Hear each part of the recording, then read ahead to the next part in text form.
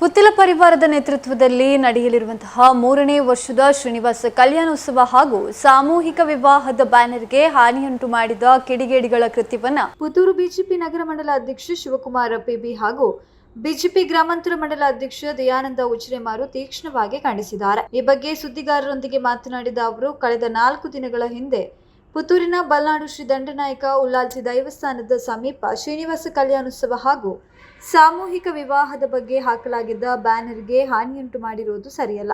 ಹಿಂದೂ ಧಾರ್ಮಿಕ ಕಾರ್ಯಕ್ರಮಕ್ಕೆ ಸಂಬಂಧಿಸಿದ ಬ್ಯಾನರ್ ಹರಿದು ಕಿಡಿಗೇಡಿಗಳು ವ್ಯವಸ್ಥಿತ ಷಡ್ಯಂತ್ರವನ್ನ ಹೂಡಿದ್ದಾರೆ. ಇಂತಹ ವರ್ತನೆ ಸಮಾಜ ಒಪ್ಪಿಕೊಳ್ಳುವಂತದ್ದು ಅಲ್ಲ. ಸಮಾಜದೊಳಗೆ ಅಶಾಂತಿಯನ್ನ ಉಂಟು ಮಾಡುವ ಇಂತಹ ಮನಸ್ಥಿತಿಯವರನ್ನ ಬಿಜೆಪಿ ಖಂಡಿಸುತ್ತದೆ. ಈ ಘಟನೆಗಳಿಗೆ ಯಾರು ಕಾರಣವಾಗಿದ್ದಾರೋ ಅಂತವರನ್ನ ಪೊಲೀಸರು ಪತ್ತೆ ಹಚ್ಚಿ ಸರಿಯಾದ ತನಿಖೆ ನಡೆಸಬೇಕಾಗಿದೆ. ನಮ್ಮೊಳಗೆ ಅಶಾಂತಿಯನ್ನು ಸೃಷ್ಟಿಸುವ ಹಾಗೂ ಕೆಟ್ಟ ಪ್ರವೃತ್ತಿಯನ್ನ ಹೊಂದಿರುವವರನ್ನ ಬಿಜೆಪಿ ಯಾವತ್ತೂ ಕ್ಷಮಿಸಲ್ಲ ಎಂದು ಹೇಳಿದರು.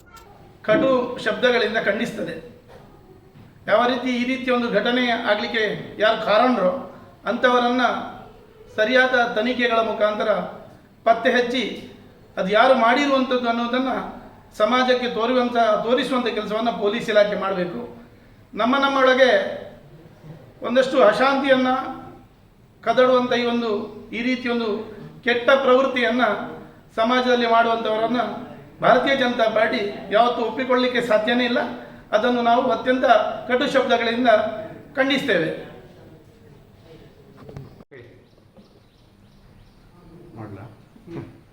ನಿನ್ನೆ ರಾತ್ರಿ ಬಲ್ನಾಡು ಗ್ರಾಮದಲ್ಲಿ ನಡೆದಿರುವಂತಹ ಘಟನೆ, ನಮ್ಮ ಧಾರ್ಮಿಕ ಕಾರ್ಯಕ್ರಮದ ಬ್ಯಾನರನ್ನು ಯಾರೋ ಕಿಡಿಗೇಡಿಗಳು ಹರಿದು ಹಾಕಿ ಒಂದು ಕೆಟ್ಟ ಪ್ರವೃತ್ತಿಯನ್ನು ಸಮಾಜಕ್ಕೆ ಕೊಟ್ಟಿರುತ್ತಾರೆ.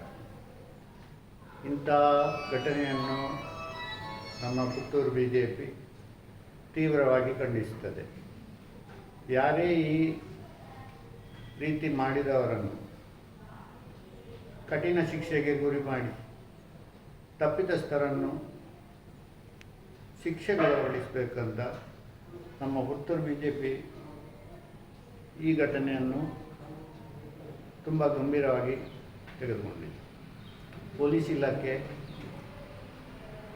ಈ ಬ್ಯಾನರನ್ನು ಈ ರೀತಿ ಹರಿದು ಹಾಕಿ ಈ ಸಮಾಜದಲ್ಲಿ ಅಶಾಂತಿಯನ್ನು ಸೃಷ್ಟಿಸುವ ವ್ಯಕ್ತಿಗಳನ್ನು ಗುರುತಿಸಿ ಅವರ ಮೇಲೆ ಕಠಿಣ ಕ್ರಮ ತೆಗೆದುಕೊಳ್ಳಬೇಕಂತ ನಾವು ಪುತ್ತೂರು ಬಿಜೆಪಿ ನಗರ ಹಾಗೂ ಗ್ರಾಮಾಂತರ ಮಂಡಲ ಇಬ್ಬರು ಅಧ್ಯಕ್ಷರು ಖಂಡಿಸ್ತೇವೆ.